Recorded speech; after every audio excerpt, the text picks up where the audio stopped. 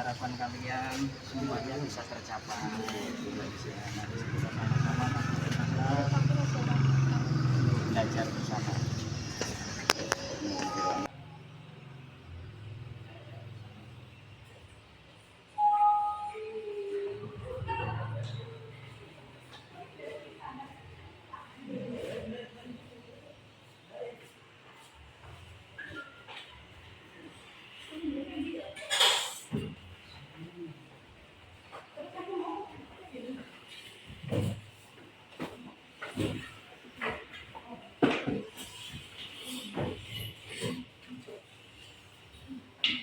Alhamdulillahirobbilalamin, ya sudah masuk semua ya.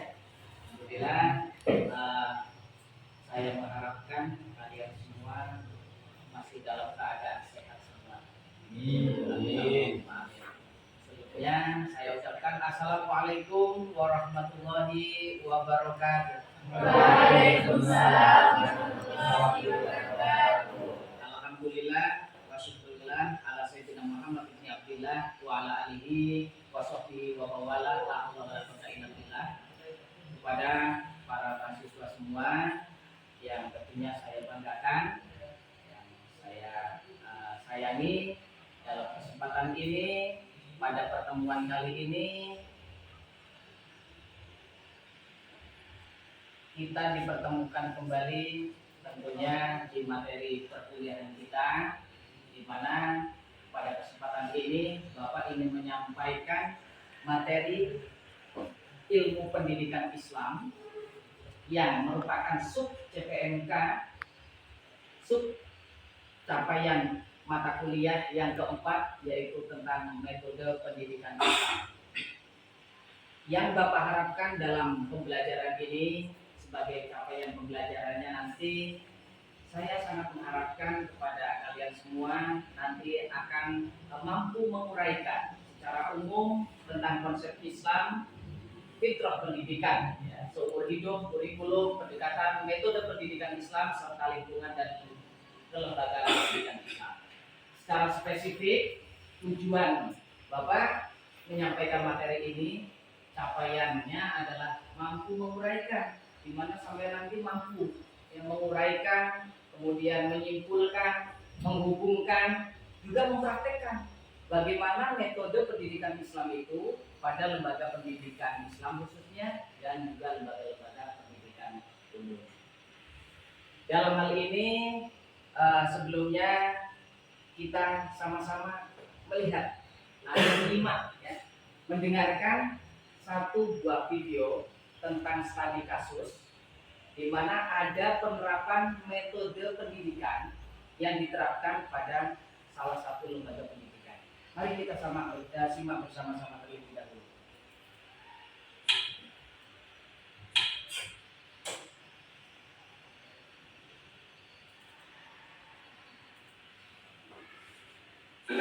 Nah, dengan begini yang begitu jangan khawatir, angkat yang suratnya gimana, jangan pakai bertanya, balik belajar melangkah lagi, enteng, mau ini mau juga.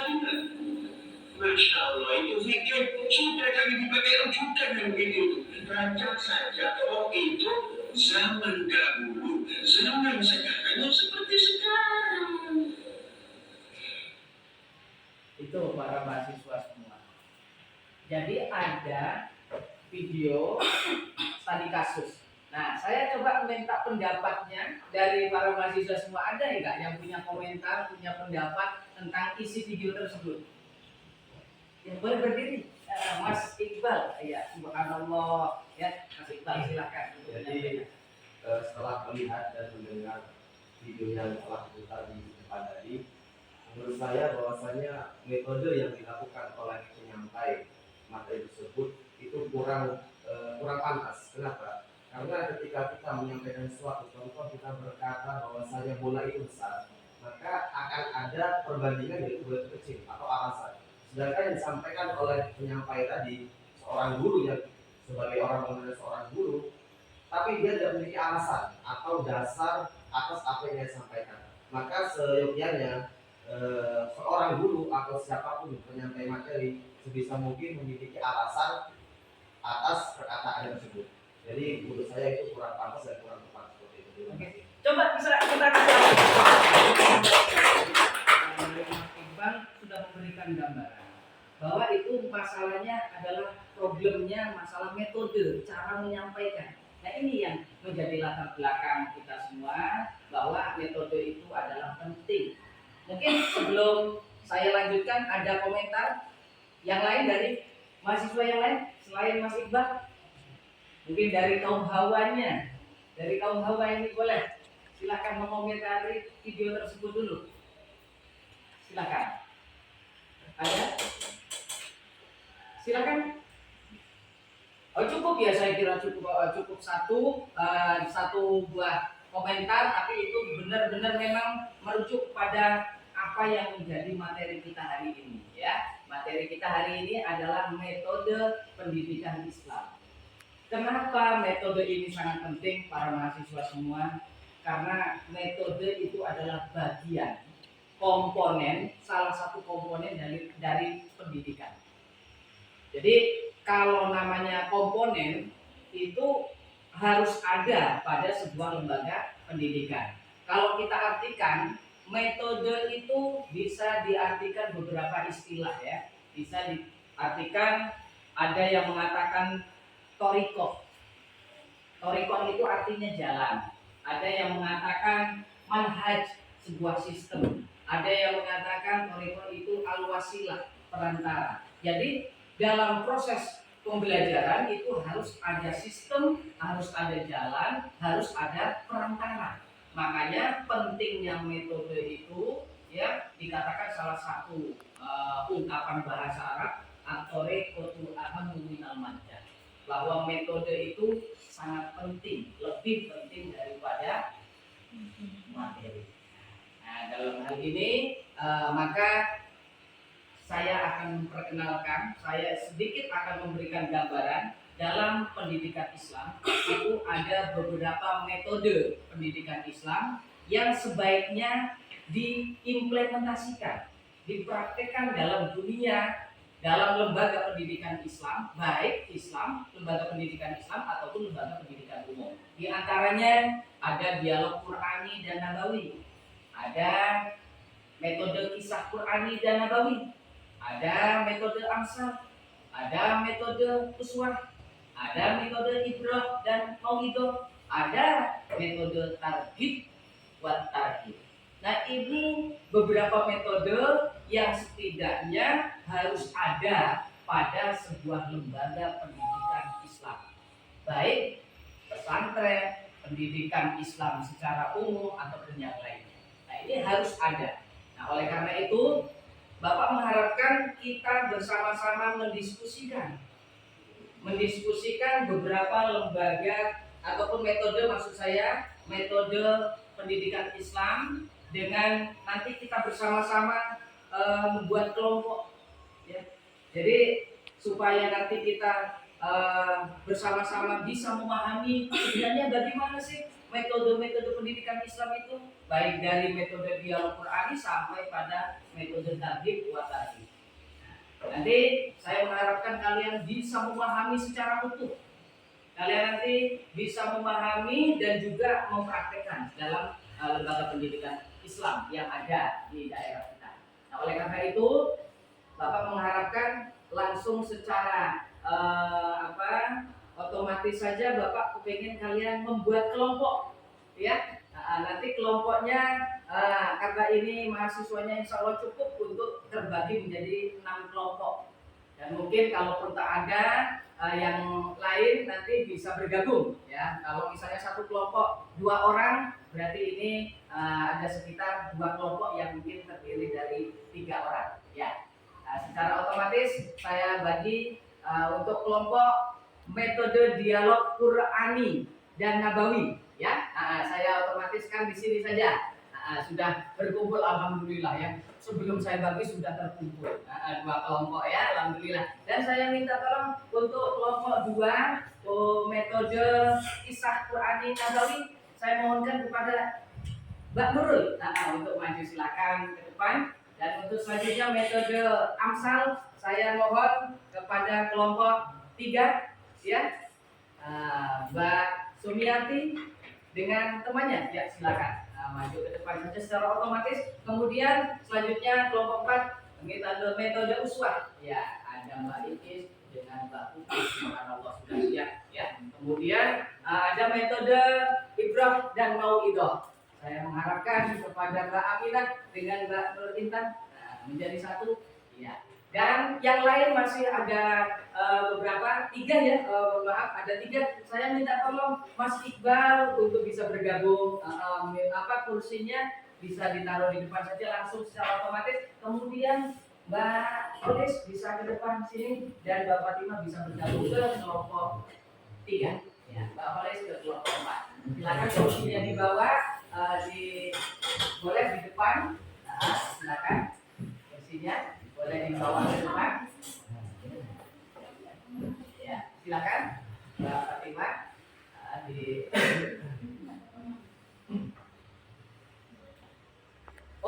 kelompok 6 ya. Oh iya, pas ya karena kita metodenya 6. Oh iya, mohon maaf Bapak tadi lupa. Kok ingatnya 5 ya? 6 pas iya, subhanallah ya. 1 saya hitung lagi, 1 2 3 4 5 6. Oh iya. Ya oke, baiklah. Untuk selanjutnya, kalau kelompok sudah terbagikan, jadi alhamdulillah berarti sudah saya bagikan secara otomatis kelompoknya. Nah, saya kepingin setiap kelompok untuk menyampaikan argumentasinya tentang definisi makna metode masing-masing. Ya, ini akan saya urutkan mungkin atau saya acak, kira-kira gimana? Para mahasiswa semua, mintanya diacak atau urutkan? Inilah Indonesia, azasnya demokrasi ya. Jadi azasnya demokrasi kepada hak, pada warga negara Indonesia punya hak untuk menyuarakan, walaupun toh di situ perbedaannya mungkin nanti ada, tapi pasti punya ide gagasan yang bagus ya. Baik, untuk yang pertama saya minta coba penjelasan dari kelompok mana ya? Oke, kelompok uswah. Saya coba pengen tahu ya, uswah itu, metode uswah itu seperti apa? Nanti kita sama-sama ya. Jadi boleh komentar kelompok lain. Silahkan kelompok uswah. Ya, saya akan menjelaskan. Boleh berdiri? Boleh berdiri. Silakan. Ya, saya akan menjelaskan metode uswah. Metode uswah diartikan sebagai metode keteladanan, yaitu metode dengan cara memberikan contoh keteladanan yang baik untuk ditiru dan dilaksanakan. Quran Surat Al-Ahzab ayat 21. Contoh seperti tasawuf, salaman atau dengan senyuman. Memberi salam dan memberi senyuman, karena senyuman itu senyuman. Oke, tepuk tangan.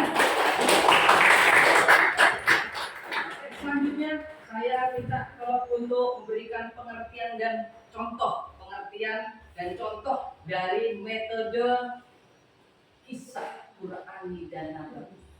Ya, kelompok 2. Silakan. Baik, di sini saya sebagai kelompok 2 dengan kisah Qur'ani dan Nabawi, yaitu tentang metode menceritakan isi kandungan Al-Quran dan Hadis dengan mengandalkan bahasa lisan atau tulisan, adanya pesan dan menguatkan psikologi dan menjadi uswah. Sebagaimana yang diceritakan dalam kisah dalam Al-Quran, surat Al-Luqman, yaitu Luqman telah berpesan untuk berbuat baik kepada orang tua serta tidak berlakukan Allah, sesuai dalam hadis Rasulullah, yaitu al-jannatu tahta aqdamil ummahat. Sedia itu Oke, subhanallah, is the best kelompok 2 ya. Subhanallah. Nah, untuk selanjutnya saya pengen bagaimana komentar ya ataupun argumen ya dari kelompok 1. Dari kelompok 1, Ustadz Adnan ya dengan Ustadz Toha untuk menyampaikan materi dialog Qur'ani dan Nabawi. Silakan.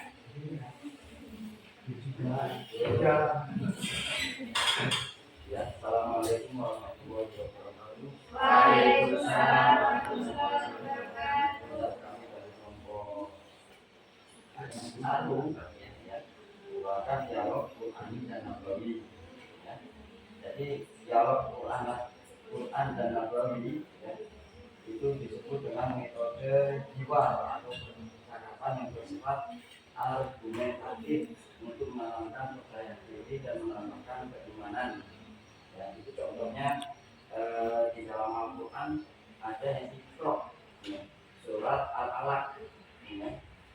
Jadi cara kita pembelajaran ataupun metodenya dulu sampai sekarang itu tentunya sudah berbeda.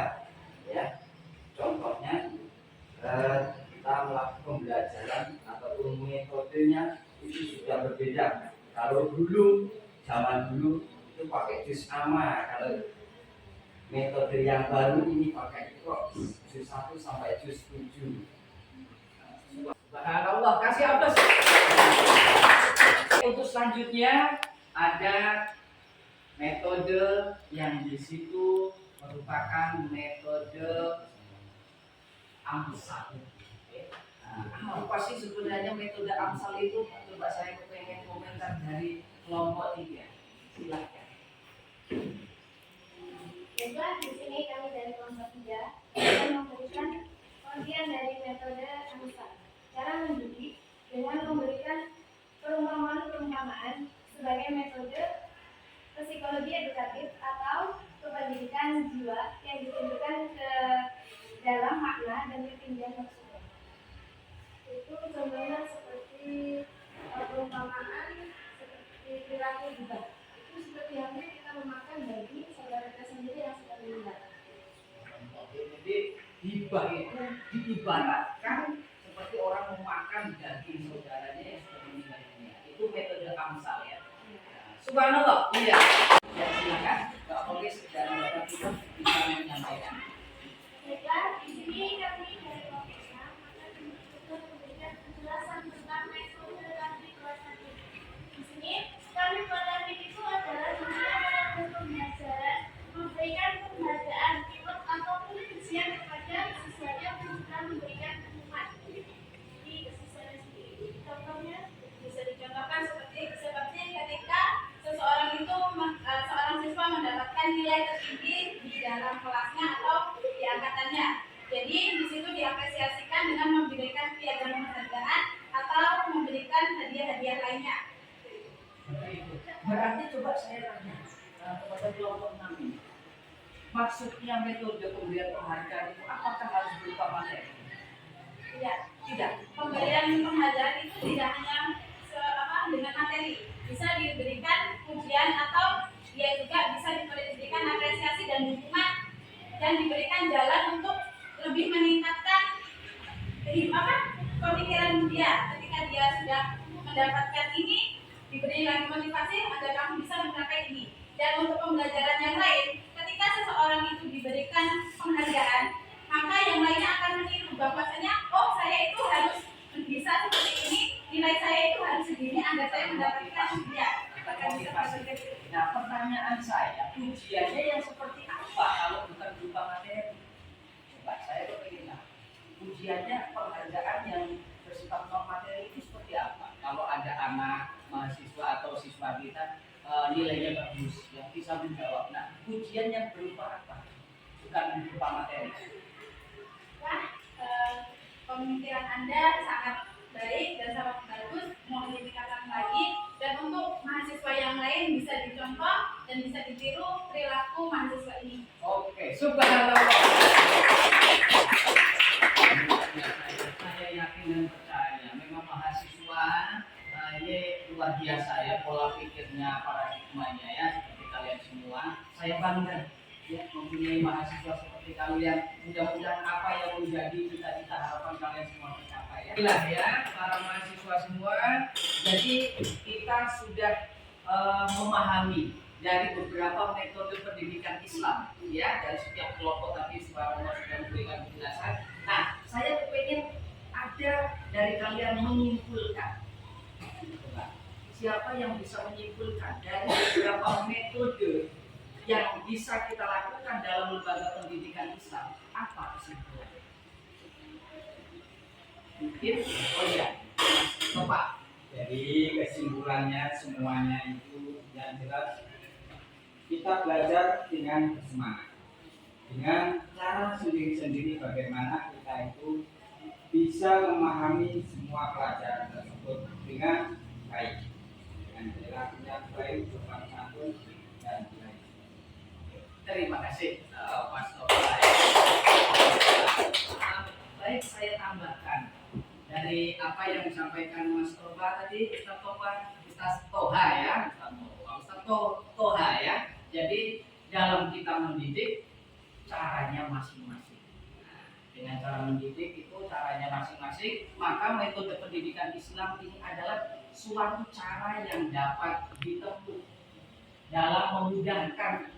Makanya dengan cara masing-masing tadi, bagaimana metode itu bisa dilakukan, yang penting bisa memudahkan dalam pencapaian tujuan pendidikan Islam dalam proses pembelajaran. Inilah yang menjadi kesimpulan kita pertemuan kita hari ini. Dari berbagai macam metode yang bisa kita lakukan, itu semua adalah sebuah cara untuk memudahkan bagaimana para peserta didik atau mahasiswa kita akan mudah memahami. Pertanyaannya sekarang sebagai evaluasi, relevankah metode pendidikan Islam di era saat ini dalam menghadapi era society 5.0, di mana era yang di situ sudah adanya kemajuan teknologi yang luar biasa? Masihkah relevan metode dialog Qurani, metode kisah Quran, metode amsal, metode uswah, metode mau'idah, dan metode tarbiyah? Siapa yang punya komentar? Kalau tadi kaum Adam, mungkin kaum Hawa. Dari mahasiswinya, silakan. Relevan tidak? Kalaupun tidak, apa alasannya? Kalaupun relevan, apa alasannya? Atau ada yang relevan, atau ada yang tidak? Baik, menyampaikan, menurut saya mungkin tidak semuanya relevan untuk saat ini, karena dengan kemajuan zaman ada metode-metode baru yang digunakan oleh seorang pendidik untuk mendidik siswanya, dan ketika kita menggunakan metode yang sama mungkin akan lebih sulit ketika digunakan untuk saat ini, karena cara berpikir siswa dulu dengan siswa sekarang itu sudah berbeda. Tapi ada beberapa metode juga yang masih bisa digunakan, seperti metode target tadi, kemudian metode uswah, terus ini juga metode mau'idah. Karena ketika kita memberikan motivasi kepada seseorang, mungkin orang tersebut akan mau menerima, karena motivasi itu bukan hanya dari guru atau dari pengajar saja. Motivasi itu bisa kita dapatkan dari beberapa sumber, contohnya dari sosial media juga. Subhanallah. Ya, terima kasih. Kata kuncinya berarti bahwa metode pendidikan Islam yang ada itu tidak semua relevan kalau kita terapkan pada lembaga pendidikan Islam di era sekarang. Nah, karena melihat kemajuan teknologi yang begitu besar. Oke, tetapi juga memang ada yang relevan, ada yang tidak. Tentunya itu semua tergantung bagaimana penerapan kita dalam lembaga pendidikan Islam yang ada di wilayah kita. Nah, para mahasiswi semuanya, alhamdulillah hari ini kita sudah mendapatkan sebuah kesimpulan, sudah mendapatkan sebuah ilmu pengetahuan, tentunya khususnya dalam hal metode pendidikan Islam. Mudah-mudahan sekali lagi Bapak mengharapkan metode yang sudah kita pelajari hari ini nantinya akan bermanfaat bagi kalian semua. Saya yakin kalian nanti akan menjadi orang-orang yang juga terjun dalam dunia pendidikan, baik lembaga pendidikan pesantren, lembaga pendidikan umum, lembaga pendidikan Islam dimanapun berada. Nah, itu bisa menerapkan beberapa atau salah satu dari metode pendidikan itu sendiri. Ya, karena itu marilah dalam pertemuan kali ini kita sama-sama bersyukur kepada Allah tentunya.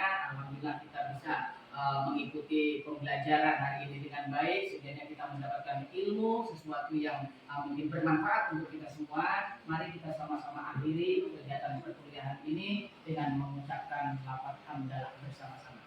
Alhamdulillah. Nah, tentunya saya ucapkan syukron kasiron ala timamikum.